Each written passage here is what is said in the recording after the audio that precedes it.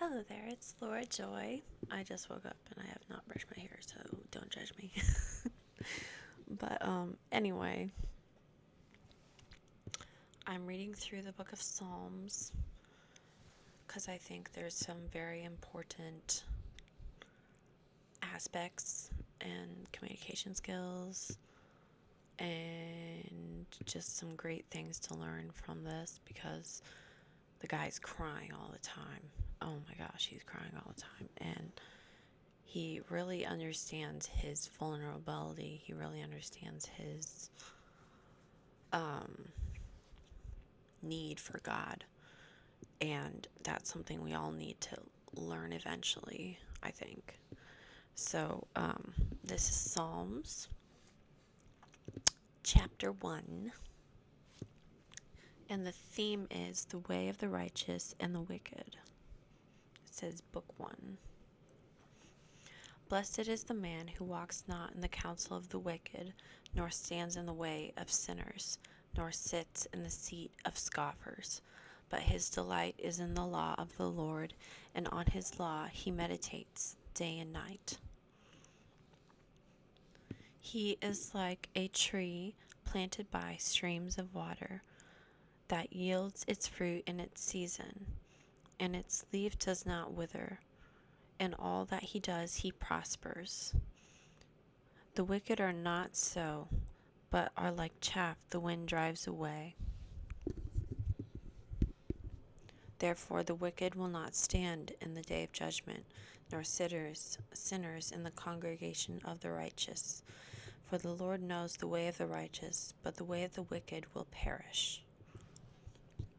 So, summary, I think he's talking about, you know how you go out and you see everyone walking to and fro, do their jobs and stuff, and nobody stops on the street to talk to somebody who really needs somebody to talk to them.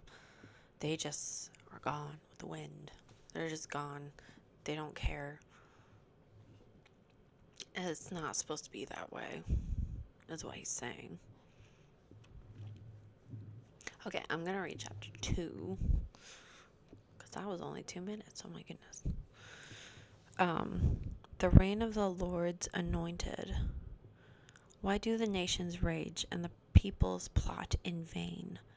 The kings of the earth set themselves, and the rulers take counsel together against the Lord and against his anointed, saying, Let us burst their bonds apart and cast away their cords from us. That's like a relationship connection, I think. It's when it's like let's burst their bonds.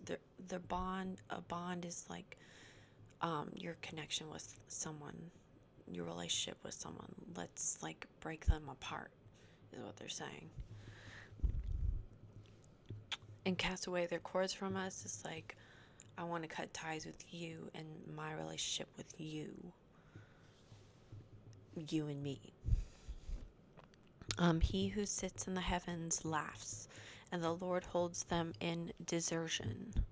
And he will speak to them in his wrath and terrify them with his fury, saying, As for me, I have set my king on Zion, my holy hill. I would say look up the word desertion. I think it means deserting, being deserted. It's like he holds them in desertion, which means they're desolate and he holds them to that. Something like that. That's my guess. Did I say, as for me, I've set my king on Zion, my holy hill? I'll just read that again. Then he will speak to them in his wrath and terrify them in his fury, saying, As for me, I have set my king on Zion, my holy hill. I will tell of the decree of the Lord. I will tell of the decree. The Lord said to me, You are my son. Today I have begotten you. Ask of me, and I will make the nations your heritage, and the ends of the earth your possession. You shall break them with a rod of iron, and dash them in pieces like a potter's vessel. Now therefore, O kings, be wise, be warned, O rulers of the earth. Serve the Lord with fear, and rejoice with trembling. Kiss the Son, lest he be angry, and you perish in the way of his wrath. For his wrath is quickly kindled. It didn't say of his wrath, it just said, for his wrath is quickly kindled. Blessed are those who take refuge in him. And that's the end of chapter 1 and 2. So I think that's enough for this video, but I hope you learned something from that. The Bible is full of stories of kings and queens, and I just like to think of myself as living in that kind of environment. I don't necessarily want to be all powerful and stuff because of what that says. You know, it's not really for leaders. There is more responsibility held to them, and they are condemned more if they mess up. That's another Bible verse. So there's that, and then like my head hurts this morning. I gotta scan it again.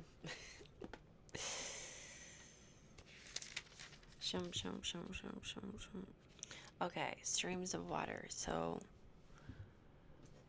if you are reading the Bible, it's like a stream of water that you get your knowledge from, that you get your understanding, your perception from, and you can learn anything if you read the Bible. You can like understand anything, is what this is saying. Pretty much, I think.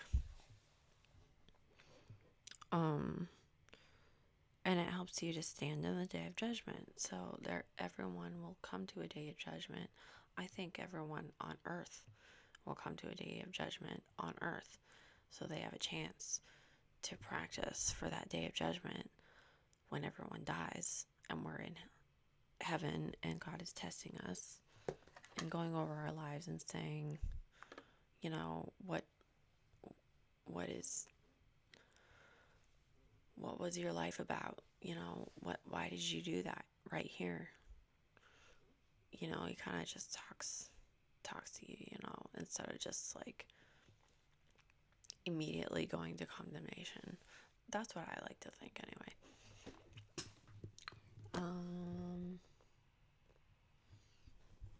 There's a lot of political stuff in that because David was the king of Israel at the time. He was anointed by God. He was the last in line of his family. He was the youngest son born.